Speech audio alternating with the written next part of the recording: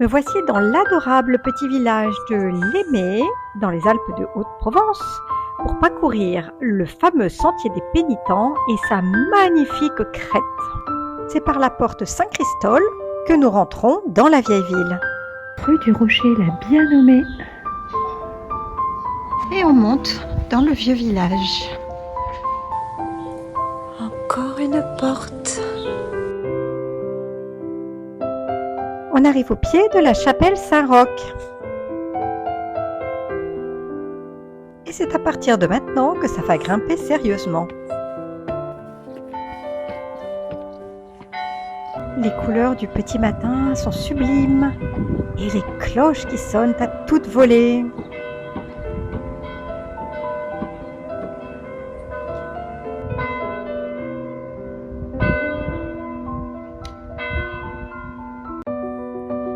Et voici la chapelle des pénitents.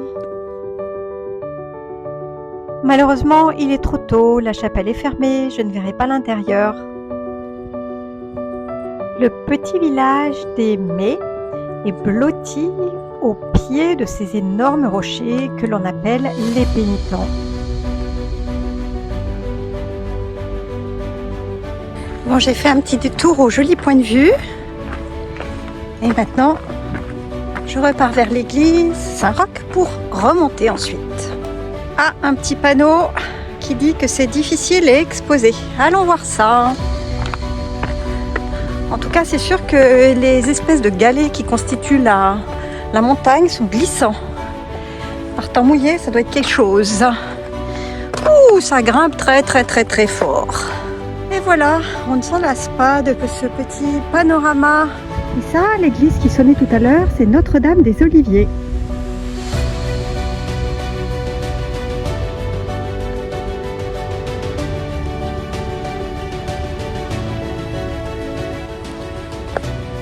Le sentier chemine maintenant au sommet de ces gros rochers. C'est du caillou tout rond. Et ça commence à être sauvage. Ah, c'est génial.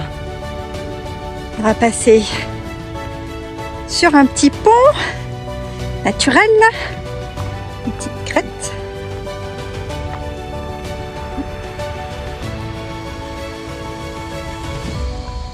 Regardez ça! Quel régal! Avec le soleil qui fait cache-cache dans les branches des pins.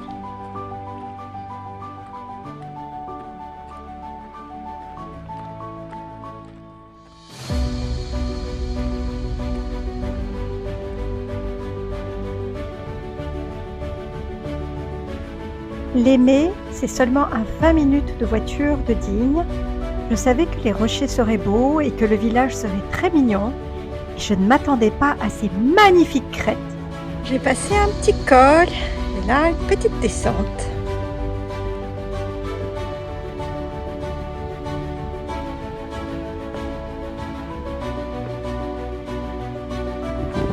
On chemine vraiment au sommet des dômes en pierre. Génial.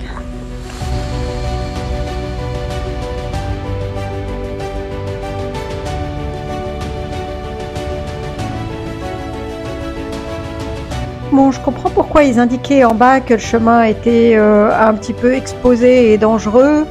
Faut quand même faire attention où on marche. Même s'il n'y a rien du tout de technique, les gens qui ont le vertige, faut peut-être mieux qu'ils s'abstiennent de venir ici. Ça donne envie d'aller marcher sur cette petite crête, mais je ne le ferai pas.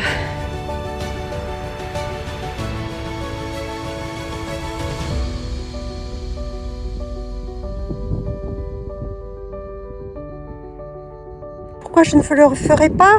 Parce que quand même, ça n'a pas l'air, c'est très étroit et ça n'a pas l'air méga stable. Hein. Ça s'érode, les cailloux s'en vont. Et de toute façon, le chemin officiel est déjà pas mal. Il y a déjà une petite crête, alors profitons déjà de ce qu'on a. C'est plus sécuritaire et c'est rigolo. donc pas besoin de se mettre en danger sur l'autre.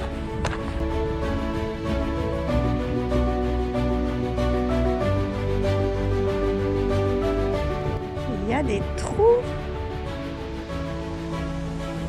On continue de cheminer sur cette crête au-dessus de ces rochers qu'ils appellent les pénitents.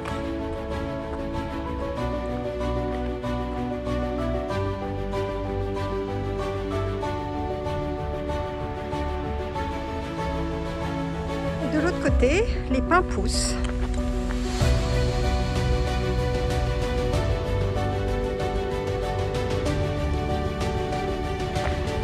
Ah, que vois-je?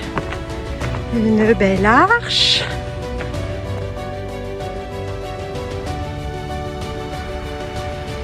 C'est magique.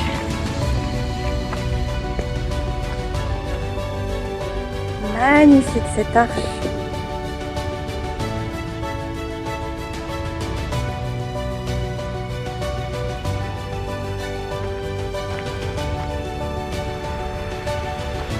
Les 5 continuent. Ah, puis je suis pas embêtée par le monde, hein. Bon, je sais qu'il est tôt, mais quand même un endroit aussi génial.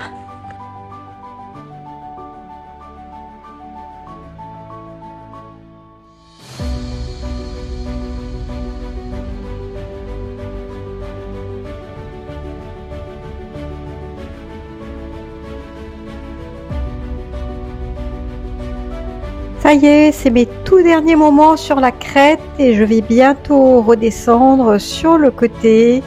Un petit village perché là-bas. Et donc ici, c'est plus les pins d'Alep blancs qui se situent plus sur les versants sud, mais on a beaucoup de chênes pubescents, du buis, du genévrier et autres. Bon, en fait, le sentier repart direction opposée à la Mai pendant peut-être 1 kilomètre. Il a été conçu par Jean Millet. Le sentier initial descendait à pic le long des rochers là-bas. C'était dangereux et donc il a décidé de tracer cet autre chemin. Moins dangereux. Donc merci à lui. Ah, bien épaisse celle-là.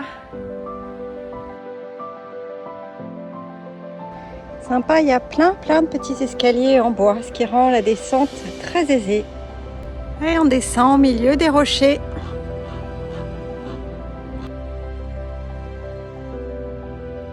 Et après avoir marché sur les crêtes tout en haut, et bien maintenant on est au pied. Pas rester trop longtemps dessous parce que c'est quand même un amas de cailloux qui n'a pas l'air de tenir vraiment bien. Ça doit se casser la figure. Il va y avoir une petite cascade qui coule par là, par temps humide.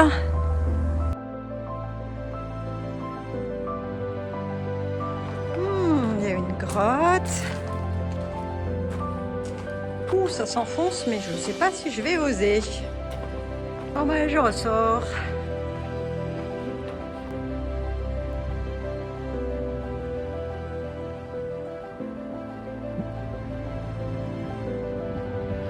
Et voilà, on est sorti des bois pour l'instant et on a enfin une petite vue.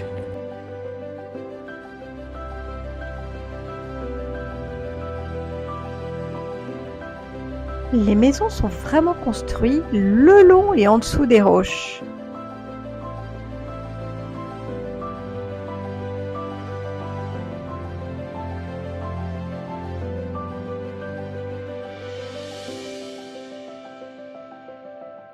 Je retraverse le charmant petit village pour retrouver la place de l'église et ma voiture pour retourner sur Digne. Et c'est ainsi que se termine cette petite rando. Quelle belle découverte!